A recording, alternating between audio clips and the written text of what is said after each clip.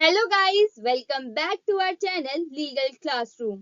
आज हम लोग डिस्कस करने वाले हैं 44th amendment act 1978 because it plays a vital role in restoring democracy in India after passing 42nd amendment act.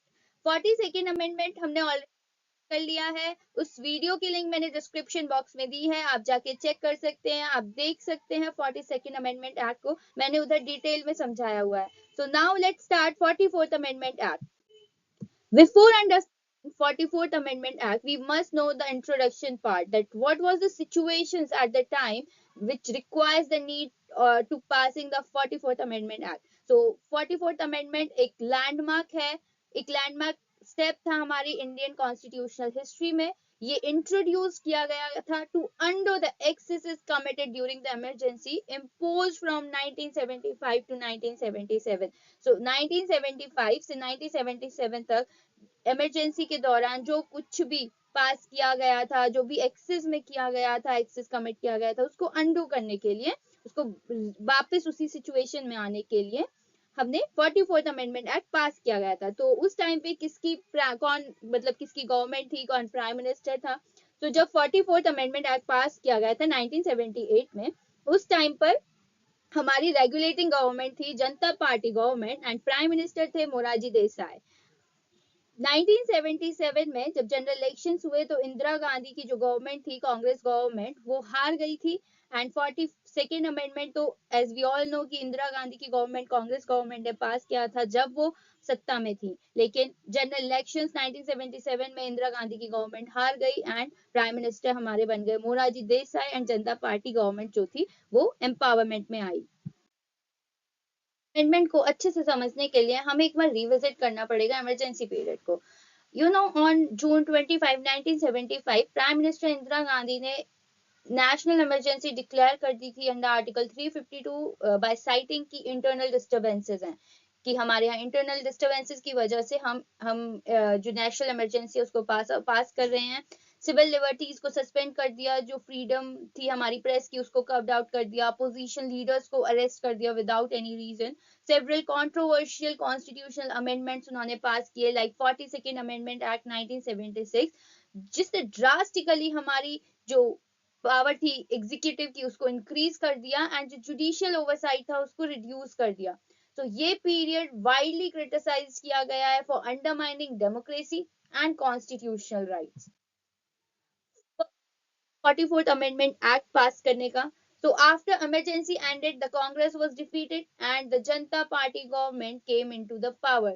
It restored the aim of the Janata Party government to restore constitutional balance and protect democratic values, because उन्होंने क्या कर दिया था, जो हमारी constitutional balance था उसको बहुत ज्यादा बेकार कर दिया था। इन्होंने एग्जीक्यूटिव को ज्यादा पावर दे दी, जुडिशरी की पावर को कर्व आउट कर दिया।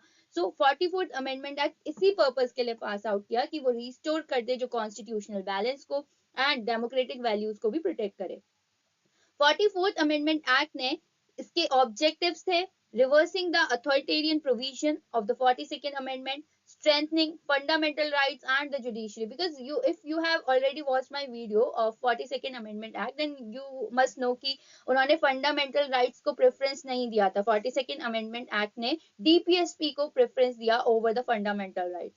सो यहाँ पे 44th अमेंडमेंट के थ्रू उन्होंने स्ट्रेंथन किया फंडामेंटल राइट्स को एंड जुडिशरी को, बिकॉज जुडिशरी की पावर भी उन्होंने कर्व आउट कर दी थी, उन्होंने कम कर दी थी। जो सुप्रीम कोर्ट थी, हाई कोर्ट की पावर थी जुडिशियल रिव्यू की, उसको भी रिड्यूस कर दिया था, उसको भी रिस्ट्रिक्ट कर दिया था एक पॉइंट पर। प्रिवेंट किया इसने miss use of emergency provisions को। सो 42nd अमेंडमेंट उन्होंने क्यों लगाया था, अपनी गवर्नमेंट बचाने के लिए, बिकॉज उनके ऊपर ये क्लेम था कि उन्होंने जो इलेक्शंस हैं उसमें उन्होंने मतलब कुछ घोटाला किया है। तो यहाँ पे 44th अमेंडमेंट ने बोला कि जो इमरजेंसी प्रोविजंस हैं उनको मिसयूज होने से इसको प्रिवेंट किया 44th अमेंडमेंट ने। की फीचर्स बात करते हैं, तो मेजर चेंजेस जो थे, जो बहुत इंपॉर्टेंट हैं, लैंडमार्क है for the exam purpose and also for your knowledge, कि 44th अमेंडमेंट एक्ट में क्या मेजर चेंजेस हुए थे, because 42nd amendment and 44th amendment both are very important. And so what are the changes has been done, emergency provisions revise हुए। So जो internal disturbance था हमारा article 352 में जो वर्ड इंटरनल डिस्टर्बेंस यूज हुआ था as a ground to proclaim emergency, उसको replace किया गया 44th अमेंडमेंट एक्ट ने by the word armed rebellion. So अब यहाँ पे आर्म्ड रिबेलियन वर्ड यूज होता है in spite of internal disturbance. जो प्रेसिडेंट थी, president can declare emergency only after receiving a written recommendation from the cabinet. Fundamental rights article 21 and 20 was made non-suspendable even during an emergency because Indira Gandhi की government ने 42nd amendment act में article 21 को भी curve out कर दिया, उसको भी suspend कर दिया। सो 44th अमेंडमेंट एक्ट आया एंड उसने बोला जो आर्टिकल 20 एंड 21 है वो नॉन सस्पेंडेबल है इवन ड्यूरिंग एन इमरजेंसी। इसने रिस्टोर किया जो फ्रीडम है प्रेस की, हमारी जो फ्रीडम ऑफ स्पीच है which had been curtailed earlier, जो 42nd अमेंडमेंट एक्ट में कर्टेल कर दिया था, फ्रीडम ऑफ प्रेस को कर्टेल कर दिया था, फ्रीडम ऑफ स्पीच को कर्टेल आउट कर दिया था, तो उसको रिस्टोर किया 44th अमेंडमेंट में। सो मेंस का क्या था, जो 42nd में हुआ उसको इन्होंने रिस्टोर किया 44th अमेंडमेंट एक्ट में। जो राइट टू प्रॉपर्टी है ये भी बहुत इंपॉर्टेंट है कि right to property fundamental right से रिमूव करके उसको एक कॉन्स्टिट्यूशनल राइट ही रहने दिया, अंडर आर्टिकल 300A में उसको एज अ लीगल राइट उसको एड ऑन किया। जो हमारा राइट टू प्रॉपर्टी था पहले before passing 44th amendment it was our fundamental right under article 19, but जो 44th अमेंडमेंट है उसने उसको वहां से हटाया फंडामेंटल राइट से एंड उसको प्लेस्ड आउट कर दिया अंडर आर्टिकल 300A में। अब वो हमारा कॉन्स्टिट्यूशनल राइट है, हमारा लीगल राइट है, but not a fundamental right. Tenure, जो लोकसभा का टेन्योर था 42nd अमेंडमेंट एक्ट ने उसको चेंज किया था, उसको 6 इयर्स कर दिया था। नाउ 44th अमेंडमेंट एक्ट ने उसको फिर से 5 साल का कर दिया। Safeguard for prevention detention strengthen किया, strengthen protection against arbitrary preventive detention by requiring greater judicial scrutiny. तो प्रिवेंटिव डिटेंशन के रिगार्डिंग भी 44th अमेंडमेंट एक्ट ने इसमें स्ट्रेंथन किया, उसको प्रोटेक्शन प्रोवाइड की कि आर्बिट्री प्रिवेंटिव डिटेंशन नहीं हो सकती। So eternal vigilance is the price of liberty, ये एक कोटेशन है, ये एक कोट है and this powerful quote reminds us that freedom is not permanent, it requires constant awareness and protection. So we can understand through 42nd amendment क्योंकि freedom हमारी permanent नहीं है, हमें इसमें क्या जरूरत है, constant aware रहने की एंड इसको प्रोटेक्ट करने की जरूरत है। 44th Amendment Act 1978 stands as a reminder that even democratic governments can overstep, and it is the duty of citizens and institutions to safeguard rights, uphold constitutional values, and prevent misuse of power.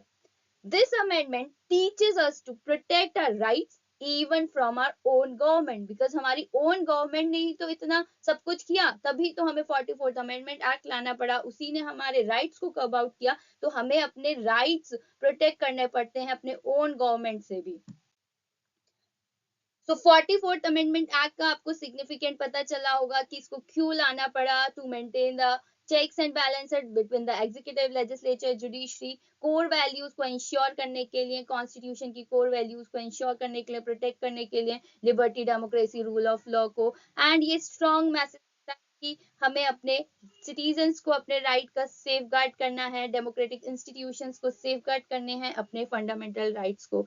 So this is all about the 44th Amendment Act, what was the situations at that time and what was the major changes has been done. So I hope you like this video. If you like the video, please hit the like button, share and subscribe the channel. Thank you so much.